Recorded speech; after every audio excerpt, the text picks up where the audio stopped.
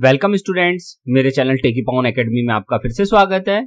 अगर चैनल अच्छा लगे तो चैनल को सब्सक्राइब जरूर करें। आज हम देखने वाले हैं meaning and definitions of economics. मैं इस वीडियो में आपको कंप्लीट इकोनॉमिक्स की मीनिंग और जितनी भी डेफिनेशंस है, wealth based definitions, welfare based definitions, scarcity based definitions, wantlessness definitions और मॉडर्न डेफिनेशंस की चर्चा तो मैं करूंगा ही, साथ में मैं इस वीडियो में आपको ये भी बताने वाला हूं कि इकोनॉमिक्स की सबसे बेस्ट डेफिनेशन कौन सी है। तो चलते हैं वीडियो पर।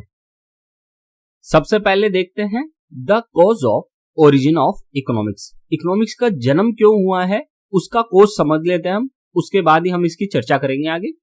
Resources are limited. इकोनॉमिक्स का जन्म इस कारण से हुआ है कि जो नेचर ने हमको रिसोर्सेज दिए हैं, मिनरल्स दिए हैं, वाटर दिया है, ऑयल दिया है, ये सब क्या है, रिसोर्सेज लिमिटेड है।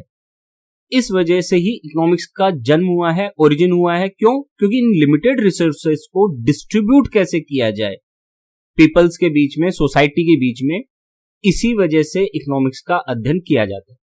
Human wants are infinite. हम सभी जानते हैं ह्यूमन वांट्स क्या होती है। मानव की आवश्यकताएं तो कम होती है और इच्छाएं क्या होती है, अनंत होती है। तो ह्यूमन वांट्स क्या है, इन्फिनाइट है, अनंत है। और इन ह्यूमन वांट्स इन्फिनाइट जो है उसको हमें जो लिमिटेड रिसोर्स है उससे फुलफिल करना है, उससे कंप्लीट करना है। दैट इज वाई हमको इकोनॉमिक्स की जरूरत महसूस होती है। तीसरा रीजन क्या है इसका, रिसोर्सेज हैव ऑल्टरनेटिव यूसेज। जितने भी रिसोर्सेज है, जैसे इलेक्ट्रिसिटी है, इलेक्ट्रिसिटी का ऑल्टरनेटिव यूजेज होता है। ऑल्टरनेटिव यूजेज का मतलब क्या होता है स्टूडेंट्स? ऑल्टरनेटिव यूजेज का मतलब होता है कि एक ही प्रोडक्ट को आप अलग अलग जगह यूज कर सकते हैं। जैसे इलेक्ट्रिसिटी आप घर में भी यूज कर सकते हैं, इंडस्ट्री में यूज कर सकते हैं, कोई कंप्यूटर चलाने में यूज कर सकते हैं, आप फार्म पे यूज कर सकते हैं, खेती करने में। कहने का मतलब एक ही प्रोडक्ट या एक ही रिसोर्स को जब हम अलग अलग यूजेज में काम में लेते हैं तो उसको हम ऑल्टरनेटिव यूज वाला रिसोर्स मानते हैं। तो निष्कर्ष क्या निकलता है, इकोनॉमिक्स का ओरिजिन क्यों हुआ है, इकोनॉमिक्स का जन्म क्यों हुआ है? क्योंकि नेचर ने जो हमें रिसोर्सेज दिए हैं वो लिमिटेड भी हैं और उनका ऑल्टरनेटिव यूज भी है। तो हमें उन लिमिटेड रिसोर्सेज का जो कि ऑल्टरनेटिव यूज वाले हैं ऐसे यूज करना है कि हम ह्यूमन वांट्स को ज्यादा से ज्यादा सेटिस्फाई कर सके, ज्यादा से ज्यादा प्रोडक्शन कर सके और ज्यादा से ज्यादा हम ग्रोथ कर सके। यही है इकोनॉमिक्स के ओरिजिन का कारण। अब आगे बढ़ते हैं। अब देखते हैं फाउंडर और फादर ऑफ इकोनॉमिक्स। इस टॉपिक पे हम चर्चा कर लेते हैं।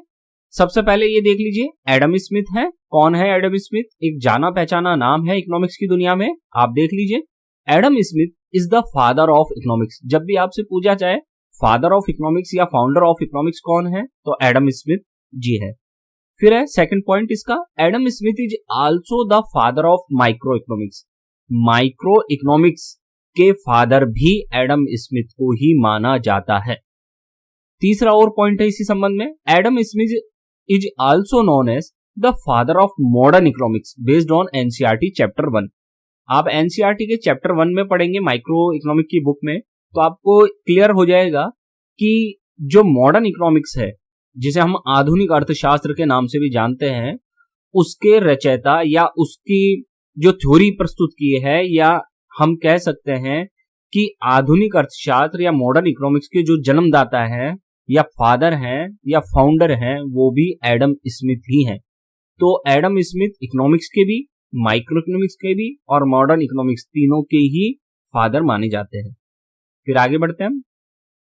अब है अगला पॉइंट, ये है सर जॉन मेनार्ड कीन्स, जिन्हें हम जे.एम. कीन्स के नाम से भी जानते हैं।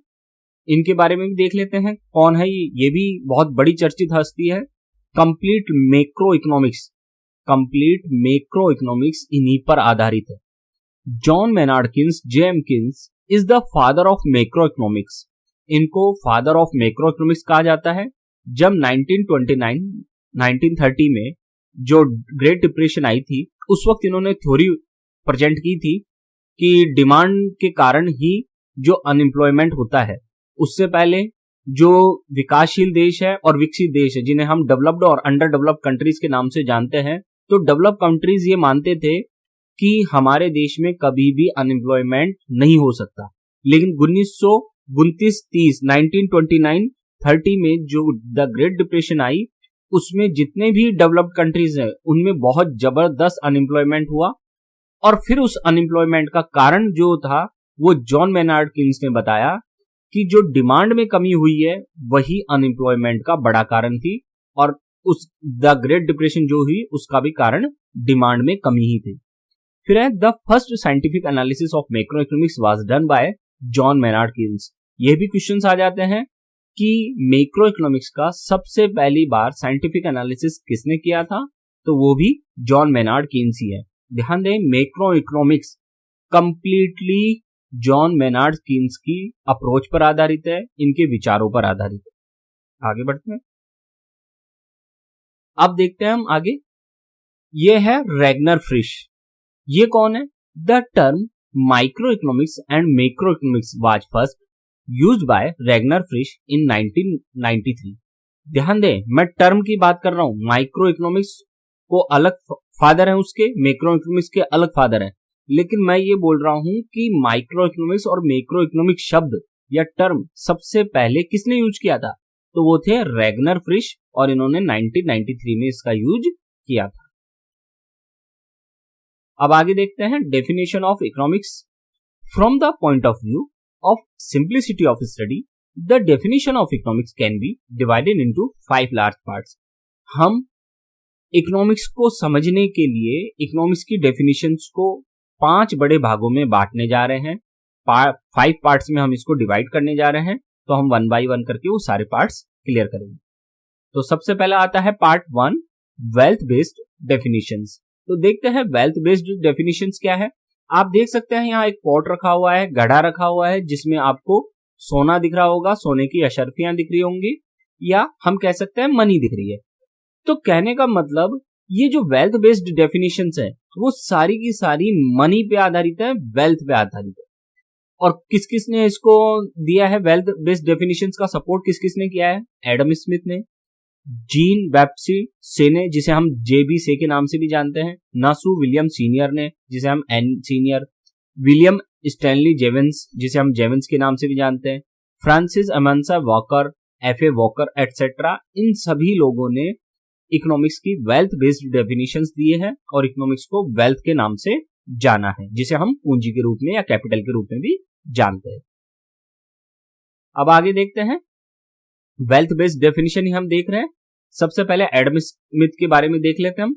Adam Smith most popular book on economics is an inquiry into the nature and causes of the wealth of nations, also known as the wealth of nations, March 9, 1776। 9 March 1776 में Adam Smith ने एक बहुत popular पुस्तक लिखी थी जिसका नाम है an inquiry into the nature and causes of the wealth of nations. इसी बुक को द वेल्थ ऑफ नेशंस के नाम से भी जाना जाता है, जिसमें उन्होंने इकोनॉमिक्स की वेल्थ बेस्ड डेफिनेशन दी। और क्या कहा? ये कहा, he defines economics as science of natural wealth, economics is the science of wealth. इनकी डेफिनेशन शॉर्ट एंड स्वीट है। क्या लिखा है? Economics is the science of wealth. इन्होंने कहा है कि जो भी हम इकोनॉमिक्स में स्टडी करते हैं वो सारा का सारा वेल्थ है, क्योंकि इकोनॉमिक्स में हम इकोनॉमी का अध्ययन करते हैं और इकोनॉमी के लिए वेल्थ बहुत जरूरी है। तो वेल्थ में हम अक्यूमुलेशन भी देखते हैं इसका, और प्रोडक्शन भी देखते हैं कि कैसे वेल्थ प्रोड्यूस किया जाए और कैसे अक्यूमुलेट किया जाए।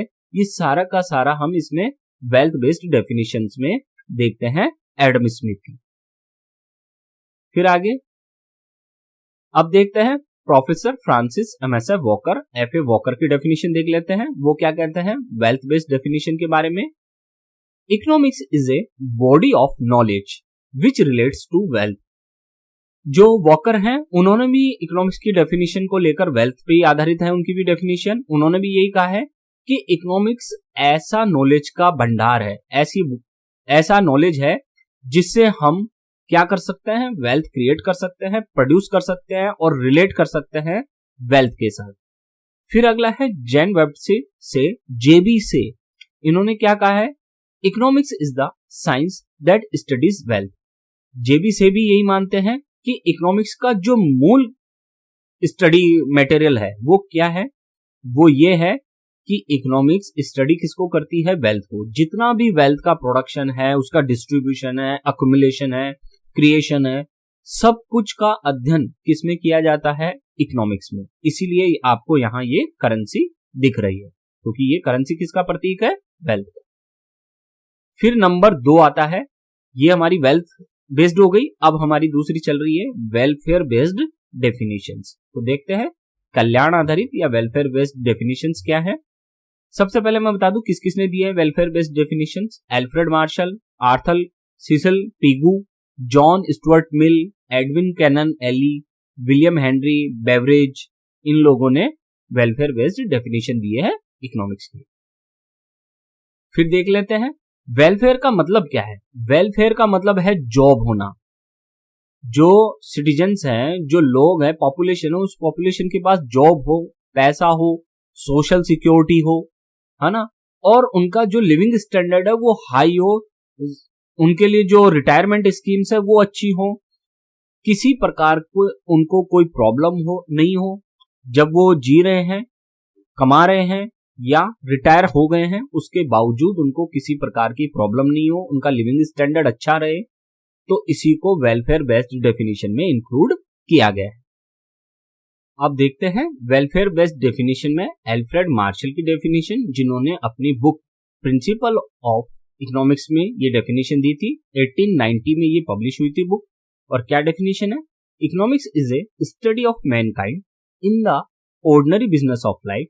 It examines that part of individual and social action which is most closely connected with the attainment and use of material request of well-being. इन्होंने अपनी डेफिनेशन में सिंपल सा ये बताया कि जो इकोनॉमिक्स है वो कम्प्लीटली ह्यूमन बिहेवियर पे बेस्ड है, और ह्यूमन सोसाइटी हो, इंडिविजुअली या सोशली, दोनों ही रूप में उसके वेलफेयर की बात की है, और वेलफेयर को ही इकोनॉमिक्स के रूप में पहचान दी है। अब आगे बढ़ते हैं। फिर है ऑर्थर सिसिल पिगू की परिभाषा। ये पिगू के नाम से जाना जाता है इनको। क्या है, इन्होंने क्या परिभाषा दी है, economics is a relationship between various economic variables like consumption, wealth, employment and output during different situations in an economy such as inflation, deflation etcetera. इन्होंने क्या कहा है पिगू ने अपनी डेफिनेशन में इकोनॉमिक्स की, कि इकोनॉमिक्स क्या करता है, इकोनॉमिक्स बहुत सारे जो इकोनॉमिक वेरिएबल्स होते हैं उनका स्टडी करता है, उनकी रिलेशनशिप का स्टडी करता है। और कौन कौन से वेरिएबल्स हो सकते हैं, वो कंजप्शन हो सकता है, वेल्थ हो सकता है, एम्प्लॉयमेंट हो सकता है, आउटपुट हो सकता है, और वो अलग अलग कंडीशंस में उसका स्टडी करते हैं, चाहे से वो इन्फ्लेशन की कंडीशन हो या डिफ्लेशन की कंडीशन हो। उन दोनों ही केस में पिगू का कहना है इकोनॉमिक्स इन वेरिएबल्स का स्टडी करती है। He considered economics as the study of materialism in the economy. अब आगे देखते हैं। तीसरा है scarcity based definitions। तो देखते हैं रॉबिन्स, अब्बा पी लर्नर, इन दोनों ने scarcity based definition दी है इकोनॉमिक्स की, जिसमें हम रॉबिन्स की देखने जा रहे हैं। क्या कहा है रॉबिन्स ने, the science which studies human behaviour as a relationship between and scarce mean which have alternative uses. इनका क्या कहना है रॉबिन्स का कहना है कि इकोनॉमिक्स जो है वो ह्यूमन बिहेवियर का स्टडी करता है, और ये एक रिलेशनशिप का स्टडी करता है। किस रिलेशनशिप का, एंड का और स्केर्सिटी का। कहने का मतलब जो इकोनॉमी में रिसोर्सेज लिमिटेड होते हैं, ऑल्टरनेटिव यूजेस वाले होते हैं, और ह्यूमन वांट्स जो अनलिमिटेड होती है, तो ह्यूमन वांट्स को कैसे लिमिटेड किया जाए और कैसे लिमिटेड रिसोर्सेज का ऑल्टरनेटिव यूज करते हुए मैक्सिमम सेटिस्फैक्शन दिया जाए, उसी का ये स्टडी किया गया है। फिर आगे है फोर्थ है वांटलेसनेस डेफिनेशन। ये देख लेते हैं हम। जेके मेहता ने ये डेफिनेशन दी है वांटलेसनेस की। क्या कहते हैं JK Mehta, JK Mehta has defined economics as a science which studies human behavior as a means to the end of wantlessness. जो जेके मेहता है वो ये कहते हैं कि ह्यूमन वांट्स क्या है, अनलिमिटेड है। जब तक उसे लिमिटेड नहीं किया जाएगा तब तक ह्यूमन वेलफेयर संभव नहीं है। तो इसलिए उन्होंने वांटलेसनेस डेफिनेशन दी कि जितनी कम वांट्स होंगी, जितनी कम हमारी आवश्यकताएं होंगी, उतना ही हम ग्रोथ कर पाएंगे, उतना ही डिस्ट्रीब्यूशन अच्छा होगा इकोनॉमी में, और इसी को उन्होंने इकोनॉमिक्स की डेफिनेशन के रूप में जोड़ा है। फिर last definition modern definitions. Modern definitions देखिए क्या है। Modern economics has presented an evolutionary and welfare approach to economics. जो इवोल्यूशनरी अप्रोच है, वेलफेयर अप्रोच है, जिसमें हम कह सकते हैं डेवलपमेंट वाली अप्रोच है, वो अप्रोच लाई गई है मॉडर्न इकोनॉमिक्स के द्वारा। और इसमें किस किसने दिया है? Hicks has defined economics as the science which deals with business affairs. सबसे पहले मॉडर्न डेफिनेशन देने वालों में हिक्स थे, और हिक्स ने जो डेफिनेशन दी है उसमें उन्होंने यही कहा है कि जो बिजनेस अफेयर्स हैं, जो प्रैक्टिकल अफेयर्स हैं ह्यूमन बिहेवियर के, उसकी डीलिंग का कार्य ही इकोनॉमिक्स के द्वारा किया जाता है। और वो डीलिंग किसी भी प्रकार की हो सकती है। ह्यूमन बिहेवियर में केवल इकोनॉमिक बिहेवियर ही नहीं, सोशल बिहेवियर भी इंक्लूड किया जा सकता है। फिर है last modern definition and best definition. ये मॉडर्न डेफिनेशन भी है और इकोनॉमिक्स की सबसे बेस्ट डेफिनेशन अगर कोई दी जा सकती है तो मेरे हिसाब से यही है। तो देखिए क्या है ये और किसने दी है। सबसे पहले मैं बता दूं, ये डेफिनेशन देने वाले सैमुअल्सन है, जिनकी डेफिनेशन को बेस्ट माना जा सकता है। क्या कहा है? Economics is the study of how man and society choose with और without the use of money. Economics में क्या किया जाता है, आपके पास पैसा है या नहीं है, दोनों ही केस में आपको चूज करना है किसका? To employ scarce productive resources which could have alternative uses to produce various commodities over time and over time. तो कहने का मतलब जो मैन है, जो सोसाइटी है, उनके पास रिसोर्सेज हैं ऑल्टरनेटिव यूजेस वाले, ठीक है।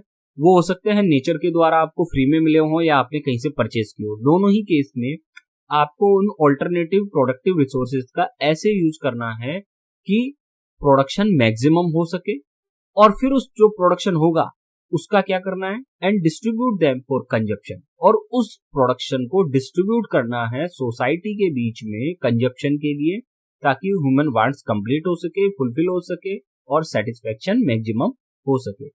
नाउ और इन फ्यूचर ये कार्य, ये जो वर्क है वो करंट में भी होगा और फ्यूचर में भी होगा among various people and groups of society. और ये जो डिस्ट्रीब्यूशन है वो किसी एक वर्ग विशेष तक नहीं रहेगा, वेरियस पीपल और ग्रुप्स ऑफ सोसाइटी में इसका डिस्ट्रीब्यूशन किया जाएगा प्रोडक्शन का, और जिससे इनकम जनरेट होगी और एक्सपेंडिचर होगा।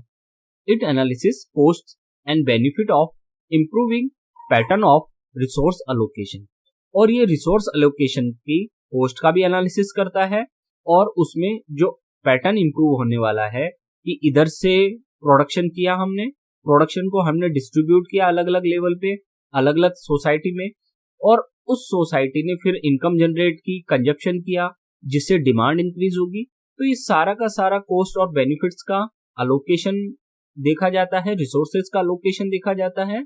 इसीलिए सैमुअल्सन ने इस डेफिनेशन को इस रूप में लेके आए वो, कि ये डेफिनेशन एक बेस्ट डेफिनेशन की कैटेगरी में रखी जा सके। उम्मीद है मैंने आपके लिए कोशिश की है एक अच्छा कंटेंट देने की। अगर चैनल अच्छा लगा हो तो सब्सक्राइब जरूर करें।